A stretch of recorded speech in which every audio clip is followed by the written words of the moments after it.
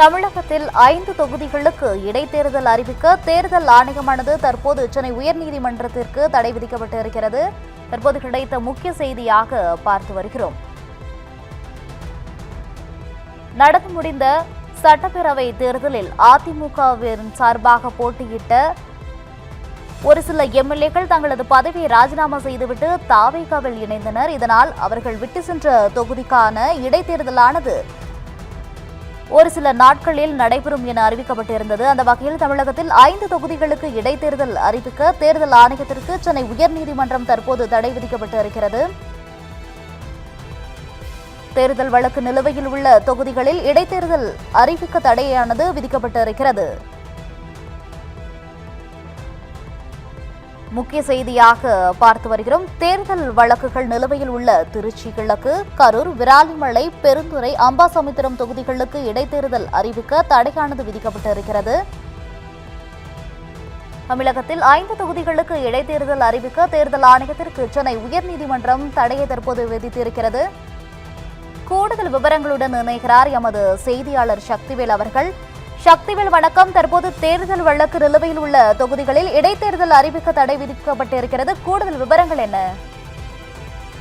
நிச்சயமாக வணக்கம் கோகிலா. தேர்தல் வழக்குகள் நிலுவையில் உள்ள திருச்சி கிழக்கு, கரூர், விராலிமலை, பொதுத்துறை, அம்பாசமுத்திரம் ஆகிய தொகுதிகளுக்கு இடைத்தேர்தல் அறிவிக்க தேர்தல் ஆணையத்திற்கு தடை விதித்து சென்னை உயர்நீதிமன்றம் உத்தரவிட்டுள்ளது.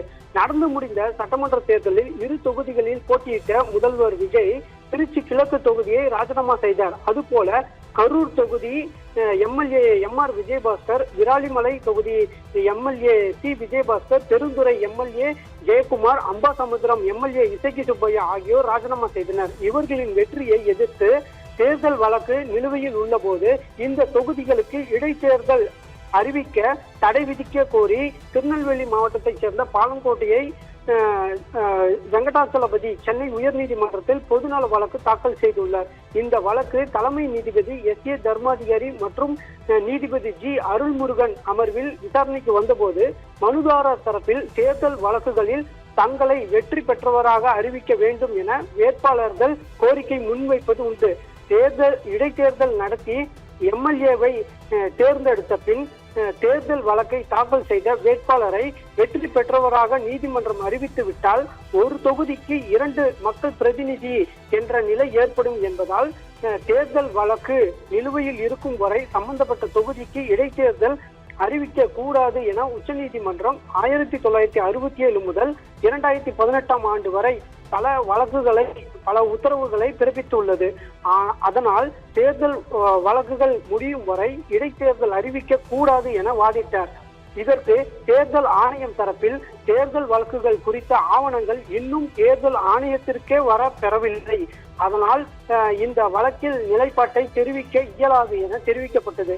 தமிழக அரசின் தலைமை வழக்கறிஞர் தேர்தல் வழக்குகள் தாக்கல் செய்யப்படுவதற்கு முன்பே முதல்வர் விஜய் உள்ளிட்டோர் தங்களது பதவிகளை ராஜினாமா செய்துள்ளனர். அவர்களது ராஜினாமா செய்யும் போது எந்த தேர்தல் வழக்கும் நிலுவையில் இல்லை என தெரிவித்தார். முதல்வர் விஜய் தரப்பில் இந்த வழக்கில் குறிப்பிடப்பட்டுள்ள தொகுதிகளின் வாக்காளராக இல்லாத மனுதாரர் இந்த வழக்கை தாக்கல் செய்ய அடிப்படை உரிமை இல்லை, இடைத்தேர்தல் நடத்துவதா இல்லையா என்பது குறித்து தேர்தல் ஆணையம் தான் முடிவெடுக்க வேண்டும் என வாதிட்டார். அனைத்து தரப்பு வாதங்களையும் கேட்ட நீதிபதி ஜனநாயக நடைமுறையில் புனிதம் சம்பந்தப்பட்ட இந்த வழக்கில் மனுதாரரின் அடிப்படை உரிமை குறித்த கேள்வி பொருந்தாது. தேர்தல் வழக்கு முடிவுக்கு வரும் முன்பு அந்தந்த தொகுதி இடைத்தேர்தல் நடத்துவது அரசு பணம் செலவிடப்படுவதுடன் ஒரே தொகுதிக்கு 2 மக்கள் பிரதிநிதிகள் தேர்ந்தெடுக்கப்படுவது அரசியல் சாசன பிரச்சனை எழும் என குறிப்பிட்டார். மேலும் தேர்தல் வழக்கு தாக்கல் செய்யப்படுவதற்கு முன்பே தொகுதி காலியானதாக அறிவிக்கப்பட்டதாக முன்வைக்கப்பட்ட வாதங்களை ஆராய வேண்டியுள்ளதாக தெரிவித்த நீதிபதிகள் இந்த வழக்கு தொடர்பாக இந்திய தேர்தல் ஆணையம், மத்திய அரசு, சட்டப்பேரவை செயலர், முதல்வர் விஜய், எம்எல்ஏக்கள் எம்ஆர் விஜயபாஸ்கர், சி விஜயபாஸ்கர், ஜெயக்குமார், இசக்கி சுப்பையா உள்ளிட்டோர் 3 வாரங்களில் பதிலளிக்க உத்தரவிட்டு வழக்கின் விசாரணையை ஜூலை 31ஆம் தேதிக்கு தள்ளி வைத்துள்ளார். அதுவரை இந்த 5 தொகுதிகளுக்கும் இடைத்தேர்தல் அறிவிக்க தேர்தல் ஆணையத்திற்கு தடை விதித்து உத்தரவிட்டுள்ளார். கோகிலா, தகவல்களுக்கு நன்றி சக்திவேல்.